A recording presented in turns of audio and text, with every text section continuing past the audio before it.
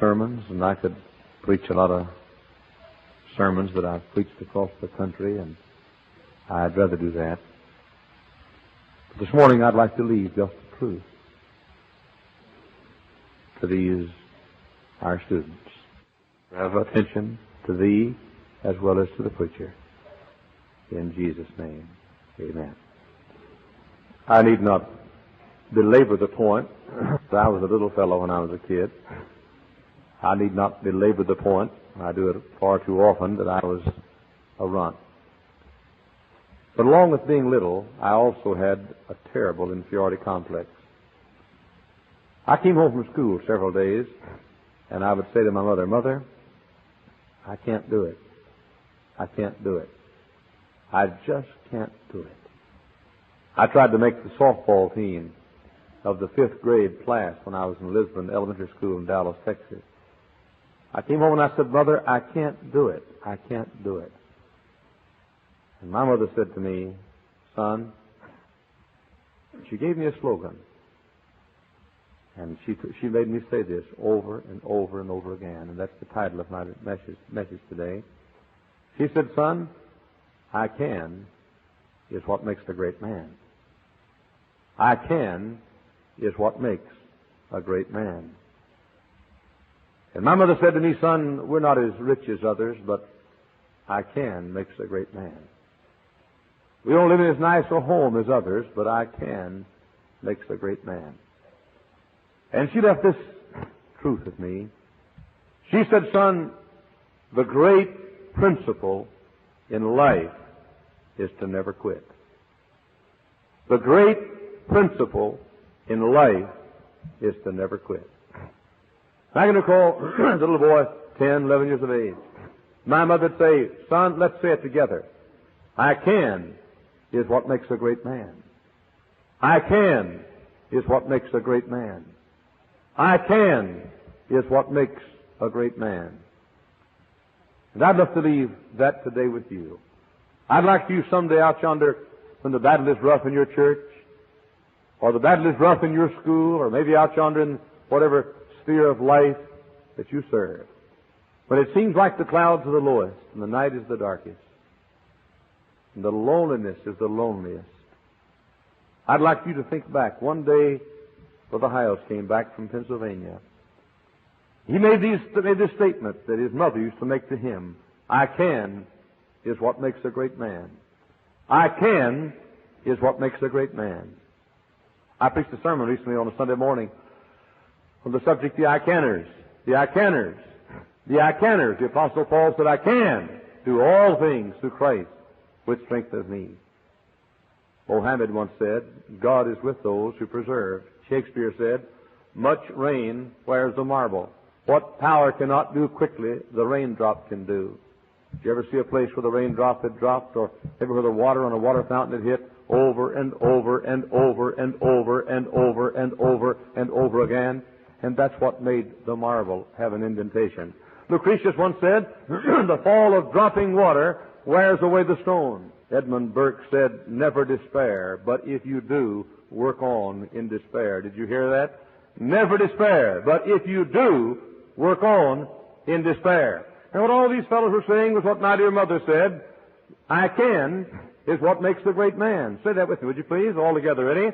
I can is what makes a great man. Say it again. I can is what makes a great man. Say it again. I can is what makes a great man. And day after day, I'd say, "Mother, I don't think I can make the ball team." My mother said, "Son, say it. I can is what makes a great man." Say it again. I can is what makes a great man. Say it again. I can is what makes a great man. And for a number of years, that must have been the motto that my mother had in rearing her son. Without a husband who much cared, without a father who much cared, without much money, and without a decent place to live, and without a car, without enough food, without enough clothes to wear, again and again and again and again, she hit the same nail on the head. The I can is what makes a great man. I can is what makes a great man. I can is what makes a great man. I'm talking to somebody today. I'm talking to some young preacher who wonders how in the world you can stand up and preach a sermon. You say, "I can't even do it in speech class." Good night. That's the hardest place to speak in the entire world, is speech class. I'd rather speak to the Vatican Convention then this is Evan's speech class. But you're saying, oh, how can I do it? You can do it. Yes, you can. You can do it. There we go. When you sissies preach, that's okay. When you have a man, get ready for him before he gets here. But I'm talking to somebody who says, I just don't see how I can face that class I'm going to teach. Or I don't see how I can be a principal. I'm preparing my life to be a principal. Well, then do it. I can is what makes a great man. I can is what makes a great man. One famous philosopher said, austere perseverance, harsh and continuous, may be employed by the smallest of us, and rarely fails in its purpose, for its silent power grows irresistibly greater with time. What's he saying? He's saying, I can is what makes a great man. Young people, listen to me. There have been times over and over and over again in my life where I would have quit. I mean just quit. I'd have laid down my Bible and quit if I had not heard the words of my mother echoing through my mind, I can is what makes a great man. And I hope that out yonder in your life, I said Dr. Hilton a while ago, I hate to see March or May 17 come. I hate to see. I've been weeping some lately about you seniors for 4 years. You started with us. The little chapel, and you used to come home on Wednesday and go to the little chapel over here in the library, what's now the library in the high school, and then the Hoosier Auditorium, and now this great building here. And you started with us, and you've been with us all the way through. And I'm dreading May 17. I don't want to see you go. I hate to see you go. But I want you to take us with you, and I want you to take some principle with you. And I want you, when you get out in the field, and you say, how can I find a place? I can't even find a place to meet. I can is what makes a great man. But I can't find the money. I can is what makes a great man. But I just can't seem to get folks to come to hear me preach. I can is what makes a great man. There is no quality so necessary for success of all the positive attributes as the quality of just staying there and don't quit and don't turn back and don't be beat and don't wash out and don't wash up and don't give up. Just stay in there and say, I can, I will, I can, I will, I can, I will, I can, I will. And if you can, if you will, you can, because the canners are the willers and the willers are the canners. The I can is what makes a great man. Did you ever hear of Bob Pettit? Bob Pettit was one of the greatest basketball players and probably the greatest basketball player inch for inch who ever lived. When Bob Pettit was 14 years of age, he weighed 118 pounds. He was 5'7" tall, but Bob Pettit said, I'm going to be an athlete. Well, he thought he'd go out for football. He went out for football and he couldn't make the team. He made a third-string tackle. That's all he made. He was a third-string tackle on the high school football team. They ran the first game he played. The first-string tackle got hurt, and the second-string tackle got hurt, and they threw Bob Pettit in just to have somebody on the program. The quarterback looked at that little runt playing third-string tackle, and he said, let's run the ball where he is. They ran the ball where he was. The first play was a 65-yard touchdown run. The coach said nobody is better than Bob Pettit and pulled him out, and that was all for football. But Bob Pettit said, I'm going to be an athlete. Went out for baseball. He couldn't make the first team, but he made the second team because only 18 folks were out, and he made the second team in baseball, second baseman. One day the first string second baseman got hurt, and they put Bob Pettit in, the crucial part of the game. First batter knocked the ground ball right through where he was. Right through where he was. And it rolled on to the right center field. 2 runs came in. They lost the game. Bob Pettit played 1 down in the football team, but he said, I'll be an athlete. He played 1 batter on the baseball team, and 2 runs came in, but he said, I'll be an athlete. He went out for basketball. They needed 12 basketball players at his high school. They had 17 players who were out in the entire school. All he had to do was become one of 12 out of 17. But Bob Pettit was not chosen as one of the 12 out of the 17. Bob Pettit went to his pastor. He said, Pastor, I've tried football. Made a touchdown, the only play.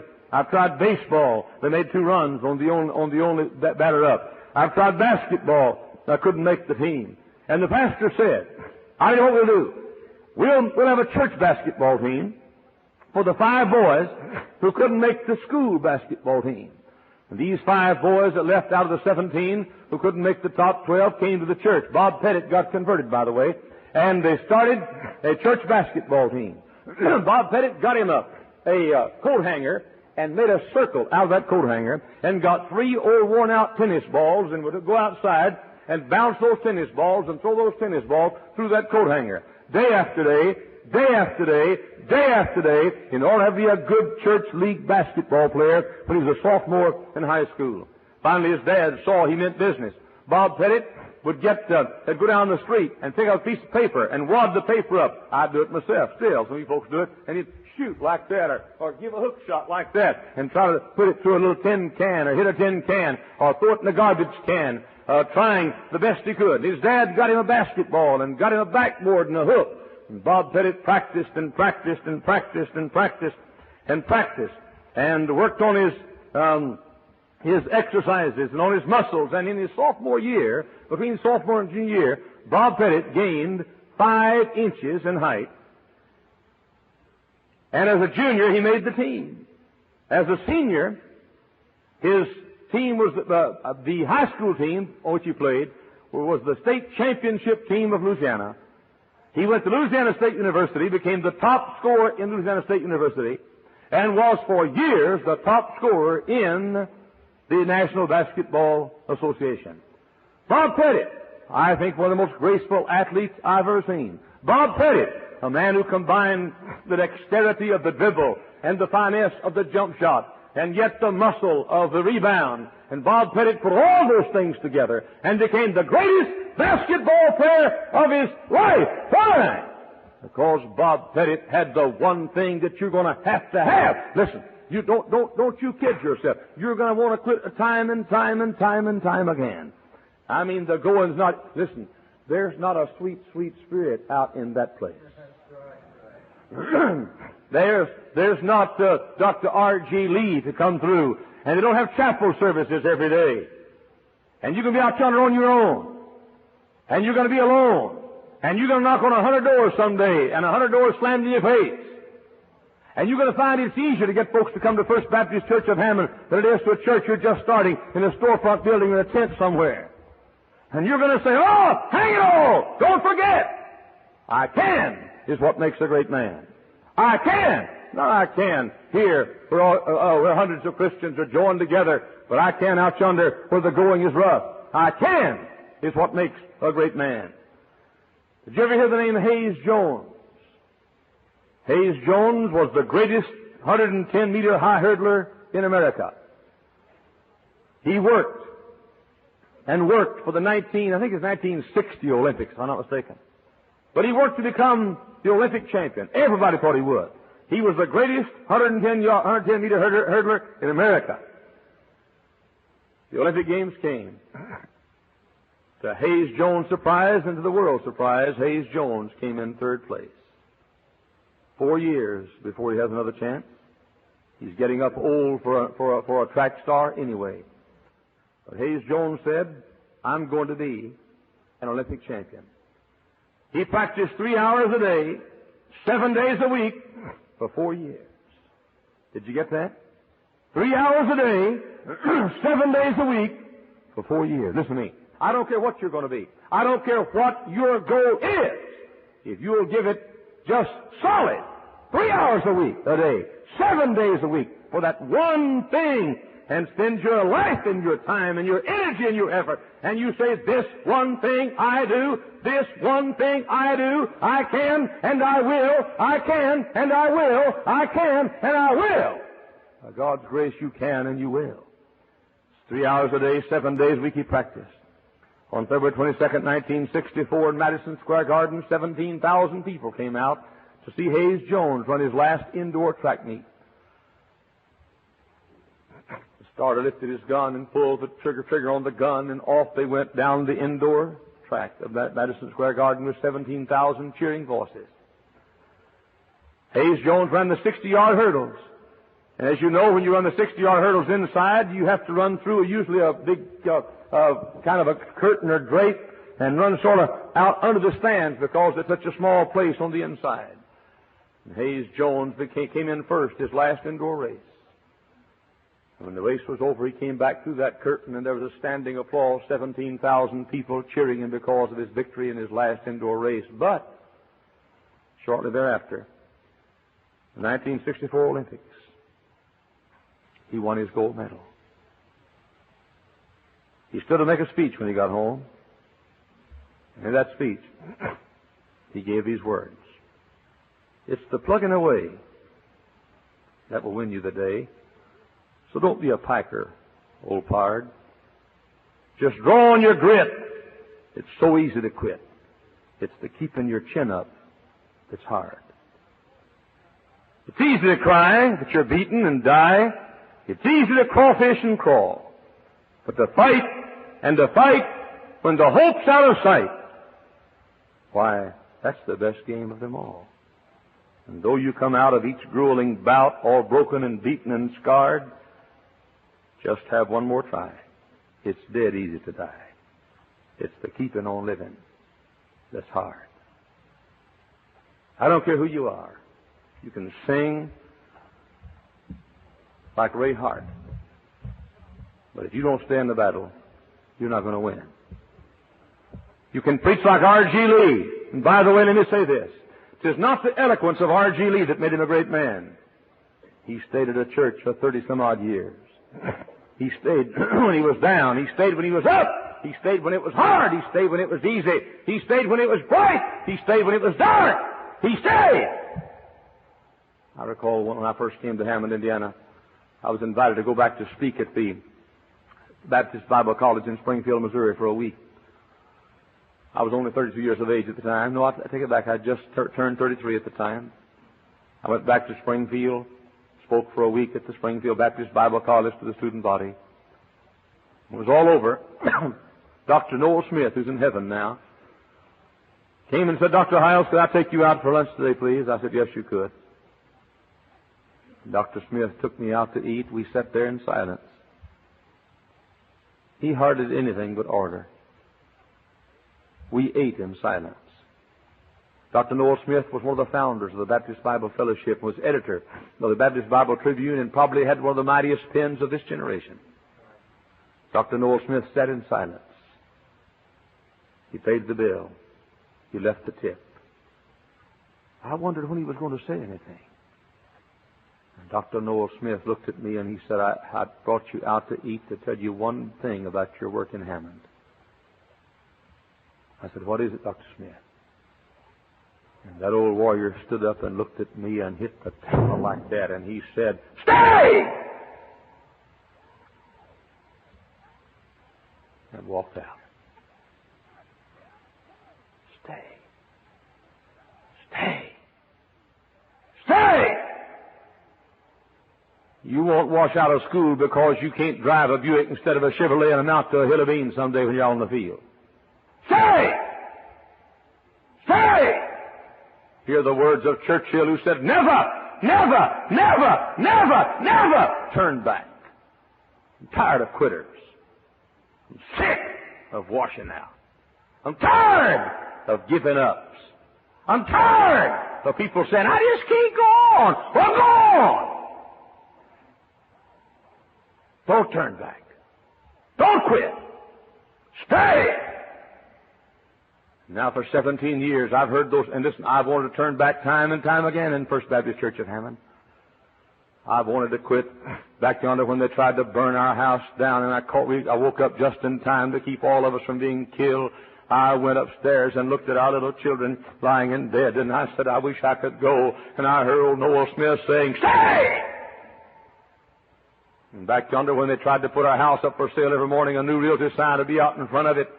And when they came by my office, one after the other, sometimes 15 and 20 in a day, wealthy men and men of prestige and influence, and they said, we'll not only wash you up in this town, we'll wash you up across America. I wanted to go back to Texas. I wanted to quit. And I heard the voice of Noel Smith saying, stay! Stay! Stay! And I hope when you get out in the field and it go and gets tough and somebody tries to get you on your back and you'd want to quit and throw in the towel, I hope you'll hear my mother saying, the I can is what makes a great man. The I can is what makes a great man. Hear Noel Smith saying, stay. I joined the paratroopers. Nobody at home ever believed that Jack Hyles would be a paratrooper. My sister vouched for this. I'm sure when she heard I was a paratrooper, she's as shocked as she could be. Jack Hyles, paratrooper? Jackie boy? The run? And I remember that first run, you heard me tell about it. I ran for a mile the first day, 2 miles the second day, on to 10 miles the 10th day. I fell 100 yards before I got to the finish line. I was sick at my stomach, had fever, and fell face down in my own vomit.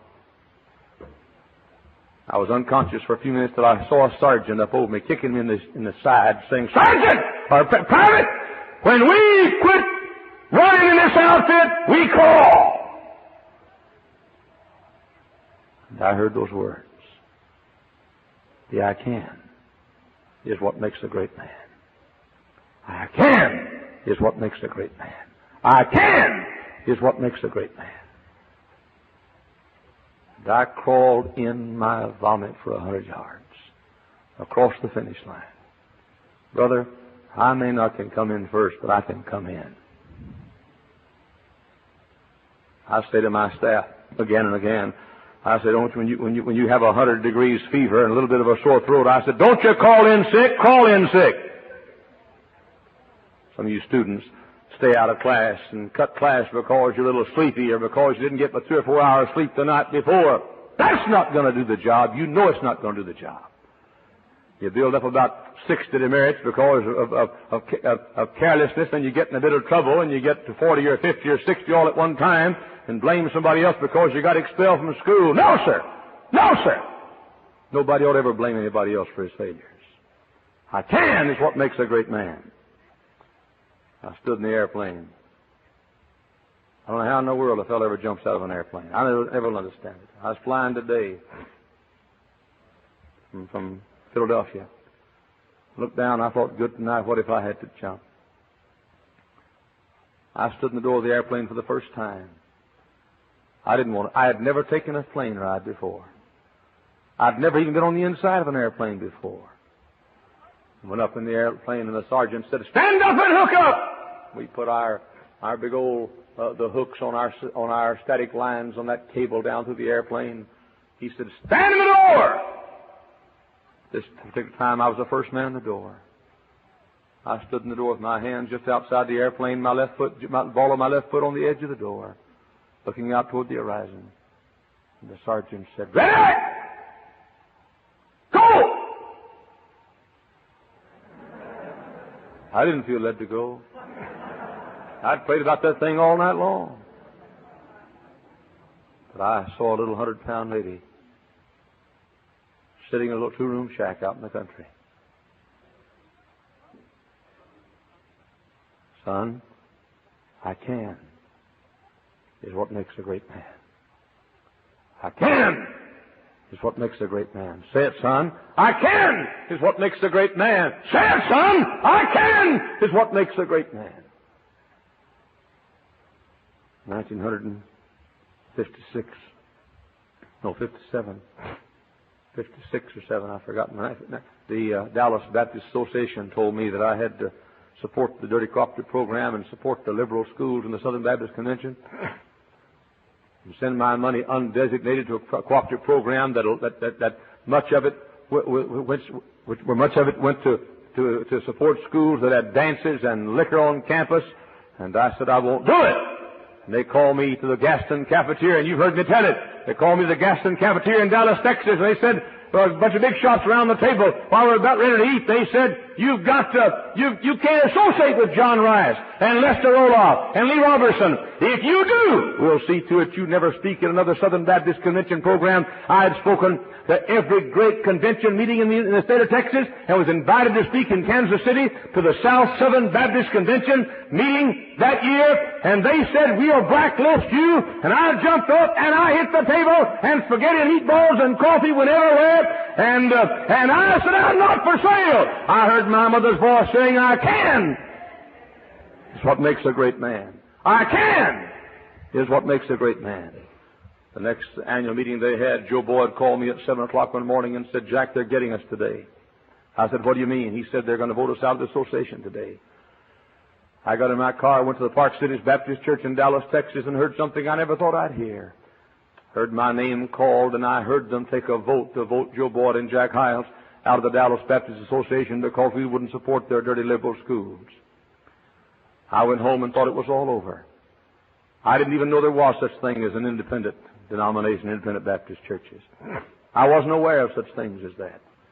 I got in my study and I started to quit. The telephone rang. I picked it up and I said, hello, and the voice said, Brother Jack. I said, yeah. He said, this is Lester. I said, Brother Lester, what you want? He said, you're dead, ain't you? And I said, yes, I'm dead. He said, Brother Jack, ain't nobody ever got resurrected that didn't die first. I said, man, that qualifies me for the resurrection because I'm dead. I hung up the phone. My mother's voice came. I can is what makes a great man. I can is what makes a great man. I can is what makes a great man. You check the great men who've made history in the religious world. They're men who stayed. These little fellows go one place 2 years and 1 4 and 1 3 and 1 2 and 1 4. They may have more talent. They may have more spins. They may have more ingenuity. They may have more humor. But the spoil goes to the fellow who stays and stays and stays and stays. Takes his stand and won't be moved. I'll say this, some of these faculty members. There are people right over here in this section this morning whose names will be emblazoned in the history of Christian fundamentalism in America if they'll stay in this school. And there are teachers who've already left this school who could have become great Bible giants in America if they stayed. Stay! Stay! Stay! The young folks about to go home for the summertime, don't you let them talk you into staying at home this summer. You get back here in the fall. I know the climate will be nice, and it'll be nice to see your old friends, and it'll be nice to go to your old church, and it'll be nice to be at home again. It'll be nice to see your parents and brothers and sisters and friends and the old neighborhood. I know it! I know it! I know it! You go home with one resolve in your soul when September the 1st comes. You'll be back here where God has sent you, and you stay here till you walk across that platform and get that little piece of paper, and then you go out somewhere else and get busy for God and take the habits that you formed here and use them there. And remember, the I can is what makes a great man. The I can is what makes a great man. I came to this church. I don't know if you know this or not. I cut up a lot. I like to have fun. I see the funny things in people. I can look at Dr. Hilton and laugh.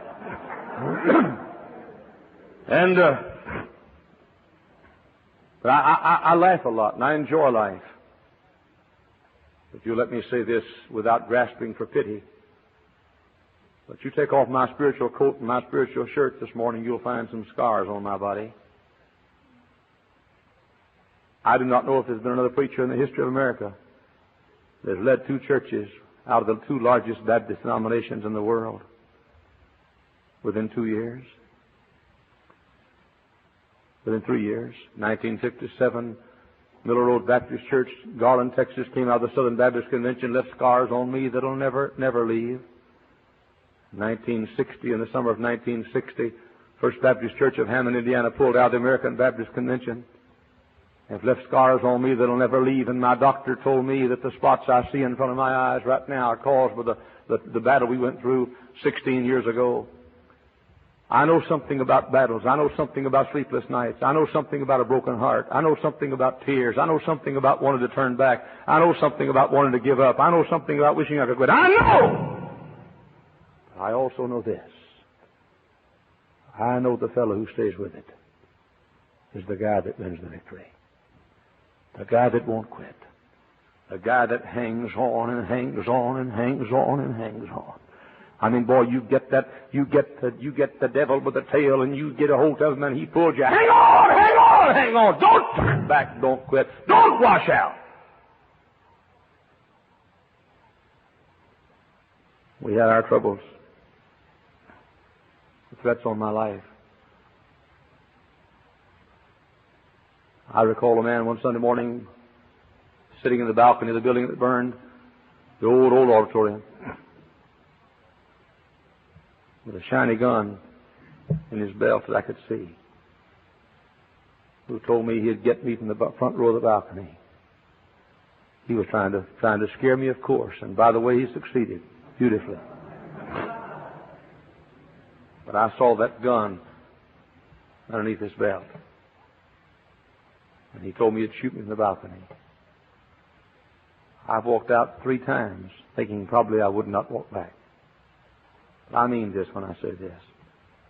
I'd rather have somebody shoot me from the front row of the balcony, and I'd rather die than be a quitter. I'd 10,000 times rather. 10,000 times rather my life end this afternoon than to wash out because I couldn't take it. And that's why you quit. You just haven't got what it takes. And brother, if you can't stay here in this atmosphere, what are you going to do when you stand up against the big convention alone? 16 years ago, I didn't have a college to flap when I walked out. 16 years ago, all I had for a church staff was the staff I inherited, and one other I brought from Texas. 16 years ago, I didn't even know my deacons by their last name.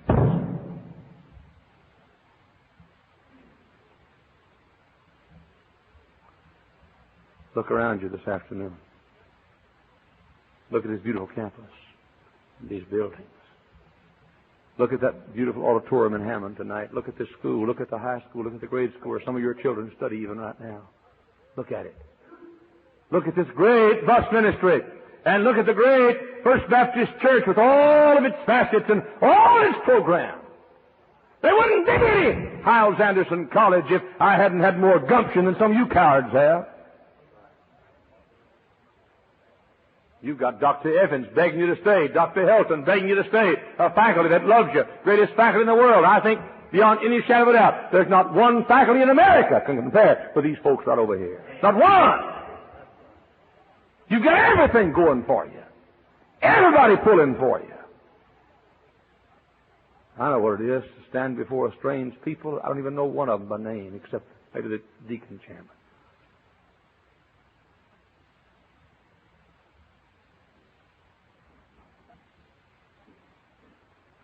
What caused all this? What caused this college? What caused that high school I drove by a while ago? What caused that grade school? A dynamic Dr. Jack Hyles? No. My natural determination? No! Tell you what caused it. In a little shack of a house, with just 2 rooms, a little 100-pound poor lady who worked in a lunchroom for 50 cents a day told the devil he couldn't have her boy. She'd come in on Sunday morning early. She'd tiptoe out to Dad's car. He'd be sleeping off a drunk. She'd get the keys and open the trunk of the car and get the whiskey out of the back of the car and all the beer. In those days, beer came in bottles only. All the beer and the whiskey. I'd look out the window, and my mother would have a rock. And she'd be about to break all those bottles of beer and whiskey on that rock, and she'd go, and she'd laugh and smile. And then she'd come back into a little quiet, thumb-sucking, introverted boy who said, Mama, I can't. I can't. And she'd say, I can, is what makes a great man. That's why it's all here. And what she passed along to me, I'd like to pass along to you. 2 statements, and I'm through. I can't is what builds. I can is what builds a great man. I can is what makes a great man. I can is what makes a great man. And number 2, stay. Stay. Stay. Dr. Evans, I wonder how many little fellows, what happened to the other 4 of those fellows that didn't make that basketball team Bob played at school? Sure, at school. Huh? Hey, wonder what happened to those 9 players that were on the first team baseball? Huh? They had the talent. I wonder what happened to those 11 players that made the first football team. I wonder what happened to those fellows that made the first 12 places on the basketball team. I don't know what happened to them. Because you don't succeed because you have talent. You don't succeed because you have muscles. You don't succeed because you have ability. You don't succeed because you have a beautiful face. You don't succeed because you have a bushy head of hair. You don't succeed because you got bulging biceps. You succeed because you got guts. That's what you succeed. Yeah, I can is what builds a great man. Yeah, I can is what builds a great man. Yeah, I can. I can. I can. I can. I can. Because you will.